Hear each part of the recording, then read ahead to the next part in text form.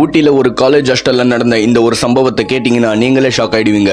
அப்படி என்ன நடந்துச்சுன்னா, கார்த்திக் என்ற இந்த ஒரு ஸ்டூடெண்ட் நல்லா படிக்கக்கூடிய ஒரு ஸ்டூடெண்ட். மற்ற பசங்கள்லாம் தூங்கி நிற்கும்போது இந்த கார்த்திக் மட்டும் அவரோட செமஸ்டர் எக்ஸாமுக்கு நைட்டு 2 மணி வரைக்கும் ப்ரிப்பேர் பண்ணிட்டு இருந்தாரு.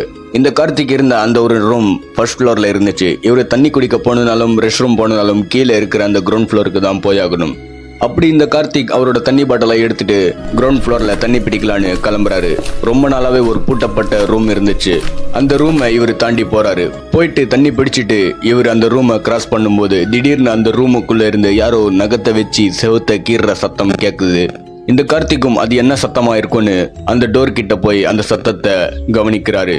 அந்த சமயத்துல அந்த கதவுல இருந்த சின்ன ஹோல்ஸ் வழியா இந்த கார்த்திக் அந்த ரூமுக்குள்ள நடக்கிறத பாக்குறாரு.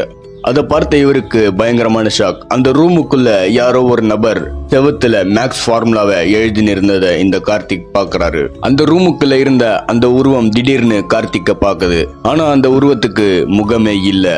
அதை பார்த்து இந்த கார்த்திக்கு பயம் அதிகமாகுது.